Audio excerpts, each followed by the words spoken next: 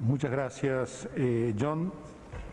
En realidad, esto nos permite cubrir los aspectos, digamos, totales de dónde están las fronteras de desarrollo tecnológico. Quiero agradecer a Armando Coscas que haya venido. Él ha tenido algunas dificultades como para poder atender la sesión de él. Yo quiero agradecerle porque sé que ha hecho esfuerzos importantes. También participó ayer en el Congreso. Hoy él nos va a hablar sobre el impacto de las innovaciones y los desarrollos en la industria de petróleo y gas. Aquí quería hacer un comentario yo, digamos, muchos de los que estamos aquí en la sala, alrededor del año 85 o entre el 84 y 85, nos acordamos que cuando hacíamos proyecciones del precio del petróleo, yo recuerdo hacer proyecciones con $100 por barril a 10 o 15 años vista en los programas de largo plazo. Es evidente que algo ha cambiado y significativamente en estos últimos 15 años y son todos los desarrollos tecnológicos que han permitido que, digamos, desarrollos de yacimientos o de combustibles alternativos se percibían como con un costo mucho mayor hace 15 años que lo que estamos percibiendo hoy. Bueno, Armando Coscas, que es ingeniero químico recibido en la Universidad de Nancy de Francia, ha sido profesor de química en París y también profesor en el Instituto Francés de Petróleo. Y bueno, él ha tenido una larga experiencia profesional y además, diría, internacional, porque trabajó entre 1975 y 82 en India, Pakistán y en el Far East. En 1982 pasó a ser primer director del Instituto Francés de Petróleo en el Far East, con sede en Singapur. Entre 1988 y la fecha fue primer director para Latinoamérica, con oficina en Caracas, además de asesor de la Comisión de Comercio de Venezuela y recientemente, hace creo que muy pocos días, ha sido designado como presidente y CEO del Instituto Francés de Petróleo en América del Norte. Así que le agradecemos a Armando que nos acompañe hoy y vamos a escuchar entonces su presentación sobre el impacto de las innovaciones en la industria de petróleo y gas. José Félix, muchísimas gracias por esta linda presentación y yo agradezco LACPEC de mi presencia hoy en ese micrófono como representante de una empresa de tecnología, el Instituto Francés de Petróleo, y le invito a un viaje de 30 minutos en este mundo fascinante de la tecnología. Básicamente voy a tocar dos temas, dos partes en esta charla. Uno presentando los desafíos tecnológicos del siglo XXI. Ahí vamos a tocar el ambiente, la reducción importante de costo en exploración, en perforación, optimización de yacimiento, la cosa que va a veces mucho más difícil, los campos marginales y difíciles, el offshore profundo, y evidentemente porque hoy salen en el mundo los crudos no convencionales, en particular en Venezuela y Canadá, sin obviar el rol importante del gas natural. La segunda parte vamos a presentar los ejes principales en materia de tecnología que acompañan esos desafíos en la sísmica, en los campos, los pozos horizontales y complejos que permiten a los franceses de robar bajo el Canal de la Mancha el petróleo británico y los desafíos en términos de offshore.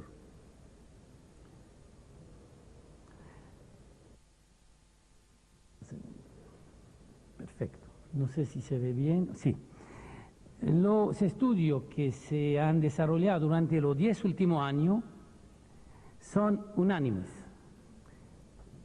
La demanda de energía a nivel mundial van a crecer de manera constante hasta el año 2020, debido esencialmente al consumo en los países en desarrollo, que se van a volver a su vez como país nuevamente industrializado.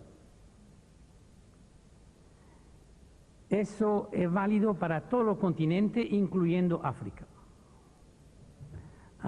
Otro punto importante, la próxima. Otro punto importante es que en el año 2020 la población mundial se va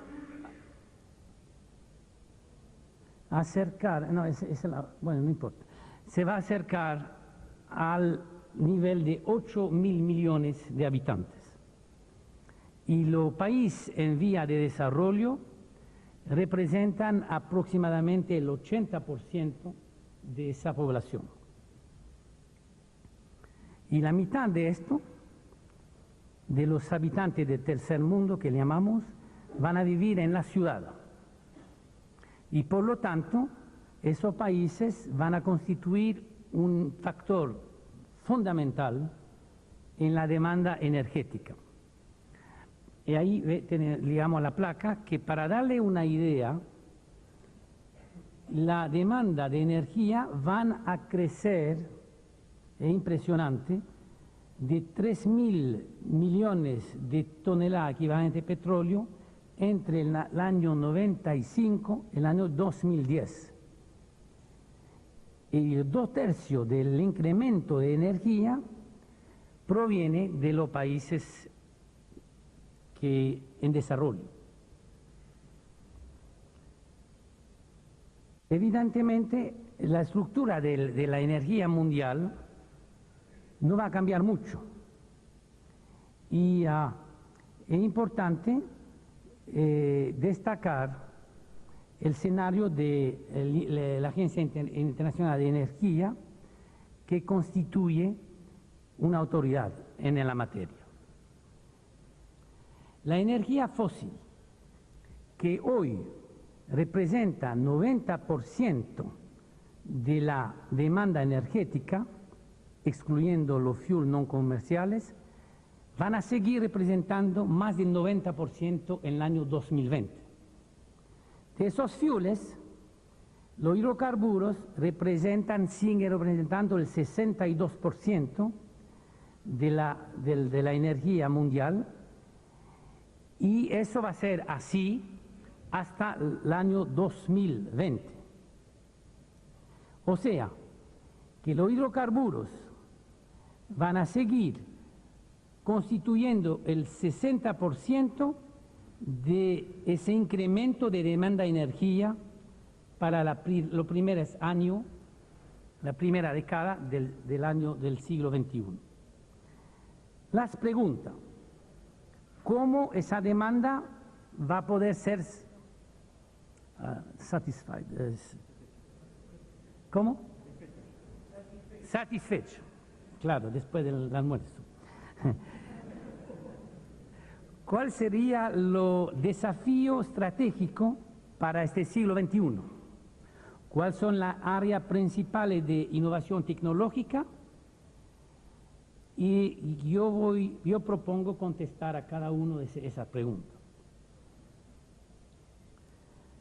Entonces, en la mitad del año 80, con la caída de los precios petroleros, la industria petrolera dio prioridad en adaptarse a la producción de crudos que era muy costoso, y que para ese nuevo mercado. Entonces, la idea era de producir esos crudos de manera más económica mediante el progreso técnico y la ganancia en productividad. Los resultados fueron absolutamente remarcables.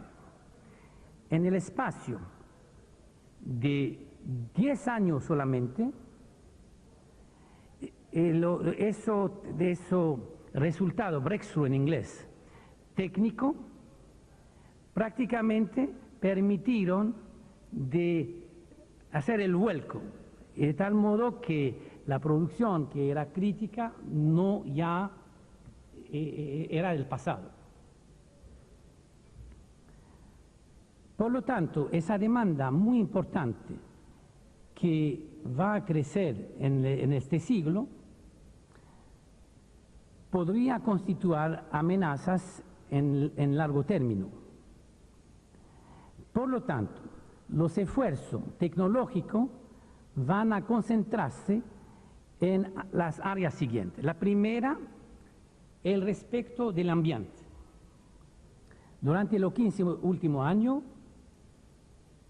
eso fue un imperativo importante en la industria de refinación y lo siguen hoy con la calidad de los combustibles, gasolina y diésel, o sea, automotor en particular, prácticamente en Estados Unidos, en Europa, en Asia y ahora en América Latina.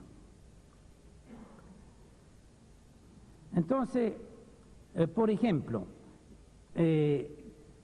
estamos cada día más desmantelando la plataforma offshore fija y damos preferencia a los soportes de producción flotante. Entonces, el otro caso, tratamos y nos esforzamos de reducir la antorcha, o sea, el gas que se quema en los campos. Tratamos de hacer mejor uso del agua de producción, tratamos de desarrollar fluidos de perforación que no son poluantes, hacemos hoyos muy slim, muy delgados, y de manera general, cada emprendimiento, cada tecnología nueva, la examinamos a la luz del ambiental. Segundo punto, la reducción de riesgo en exploración y la reducción de los costos correspondientes. Hace 20 años, eso es muy interesante, de 10 pozos de exploración teníamos un éxito. Hoy estamos un éxito para 5 pruebas y pensamos que dentro de los 10 años que vienen podríamos tener un éxito desde 3 pozos de exploración. Significa que fatalmente eso significa una reducción significativa en el costo de exploración y la perforación siendo el nivel de 50% del costo de producción. Esa eficiencia, el resultado, la vimos con la charla de Orlando Chacín, de un mejor conocimiento de la siguiente.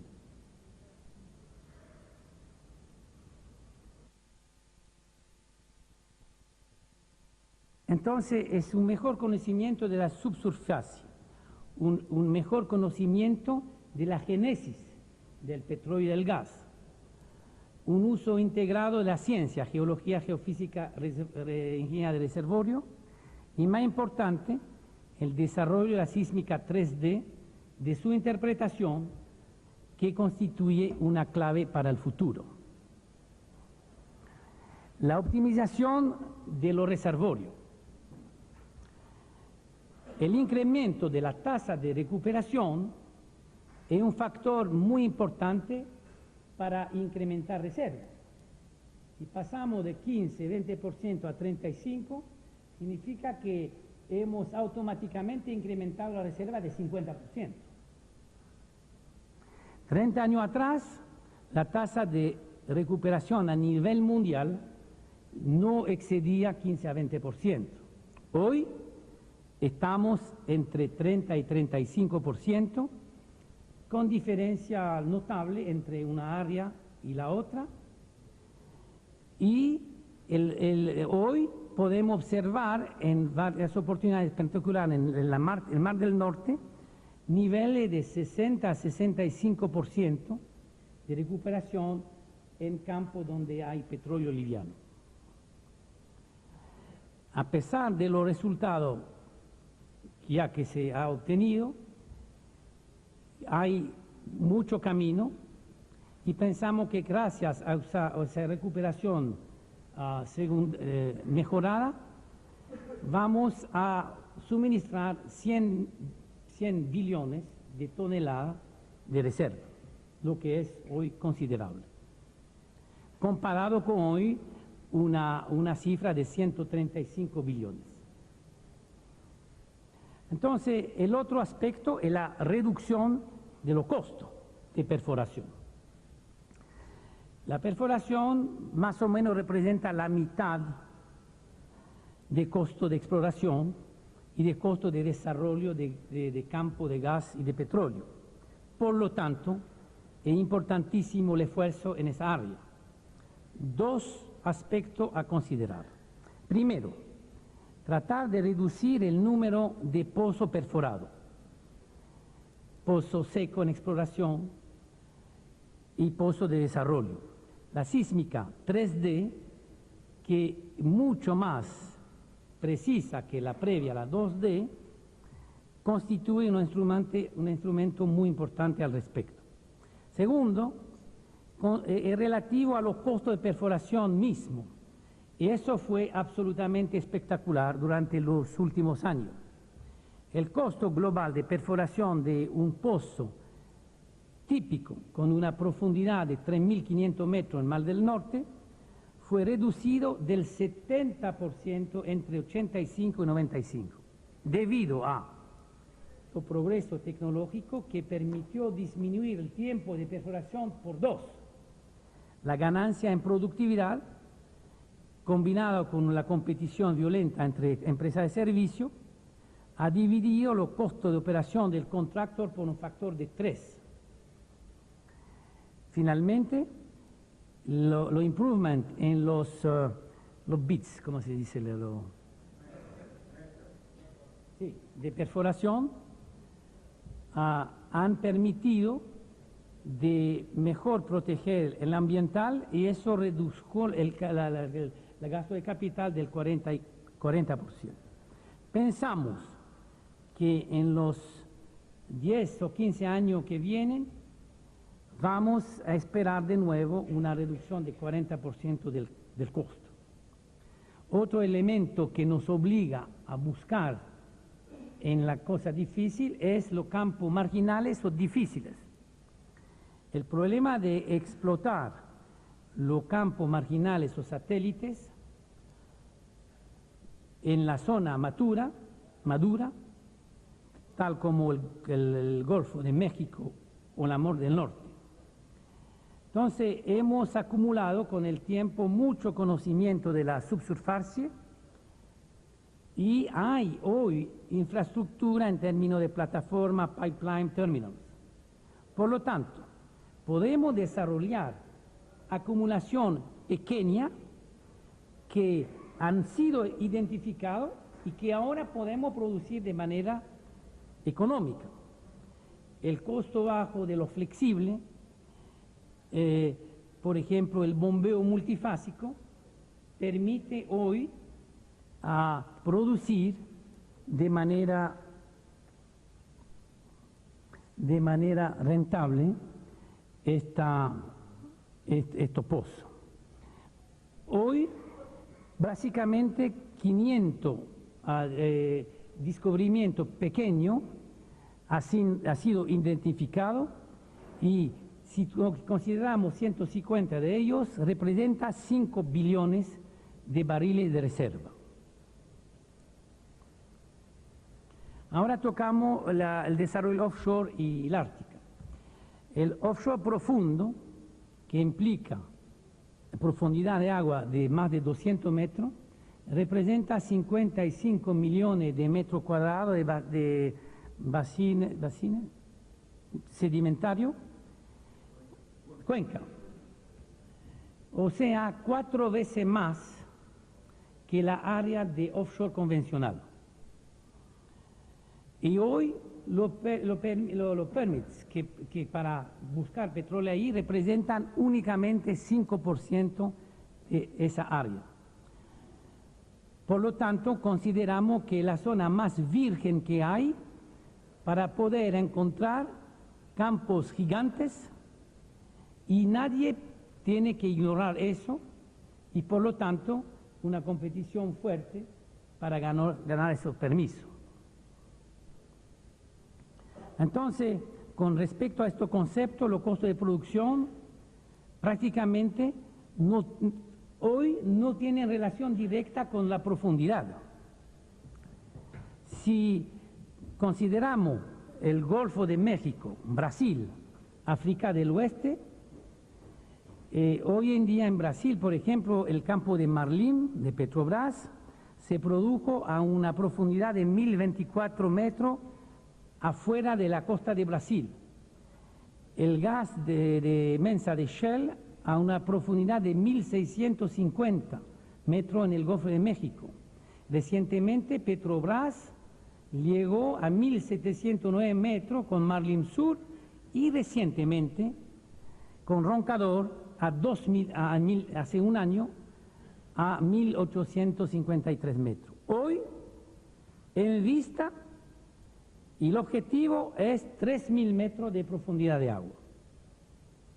Hoy, la producción offshore profundo cuenta con 4.5 millones de barriles, lo que significa un cuarto de la producción offshore. Hace 10 años atrás representa 45 veces menos. Cambiamos ahora con los crudos no convencionales. Es importante, no, a ver, no, vuelve por delante, no, eso. Entonces, se ve hoy que los crudos no convencionales van a jugar un rol muy importante en el año después de esa década, debido a los volúmenes importantes que representan. Hoy hay varios proyectos que vamos a mencionar, especialmente en lo crudo del Orinoco, la cintura del Orinoco, con crudo que representa 7 o 8 API, con unos metales de 1000 ppm, con una cantidad, o sea, prácticamente el residuo atmosférico representa más del 80% del crudo, y a pesar de eso, gracias al desarrollo tecnológico en refinación, se invirtió 18 billones de dólares. 3 de esos proyectos se ponen en marcha este año. Lo podemos nombrar. El primero es Petrosuata, que permite aumentar la API de 8 a 18-20, o sea, se produce y ese crudo va por la parte que le relevante a Conoco, va a Estados Unidos en su refinería y se trata ahí. El resto, la parte de PDVSA, se vende con Petrosuata, como un crudo que se llama Petrosuata.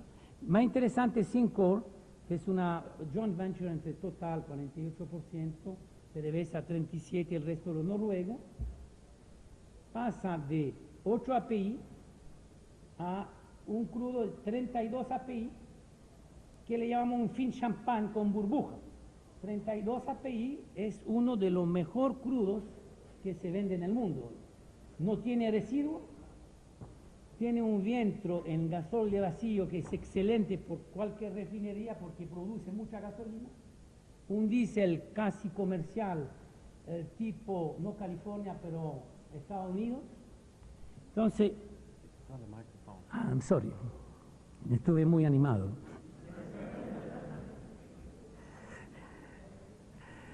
Me perdona.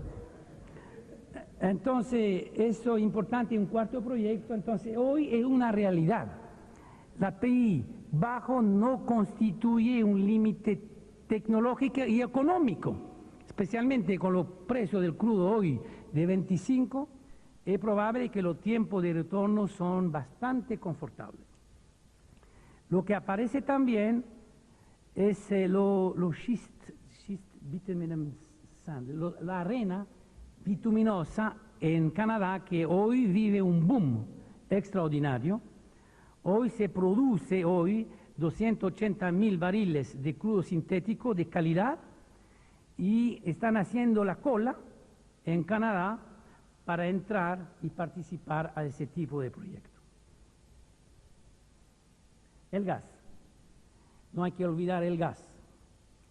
Entonces, hoy el gas natural se vuelve muy importante porque es una fuente definitivamente muy limpia y 33% de la reserva mundial se encuentra en el Ártico o en Siberia.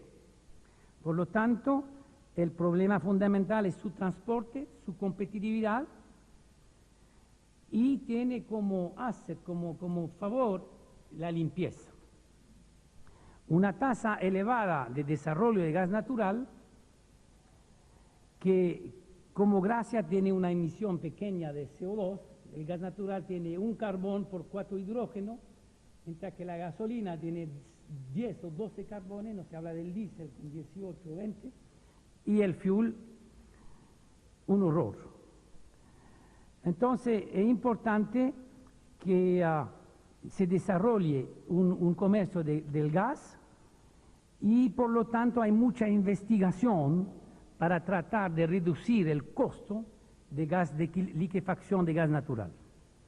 Ahí hay que reducir el costo en la cadena completa, desde la cadena LNG, su transporte, y de eso va a depender el futuro del gas. Ahora me vuelco a cuál es la respuesta tecnológica. En los últimos 15 años, como expliqué hace 2 minutos, hubo un desarrollo particularmente fuerte. Los progresos fueron considerables, las innovaciones fueron decisivas y quisiera mencionar un par de ellas. La sísmica 3D y la interpretación. Y vamos a 4D pronto. La sísmica 3D es muy precisa como técnica geofísica porque revela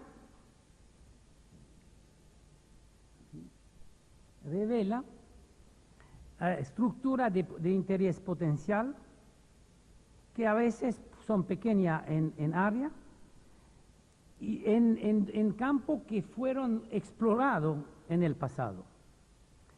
Los progresos, la disponibilidad de estación de trabajo permite tratar volumen grande de data y todo eso contribuye a tener un mapping, una mapa,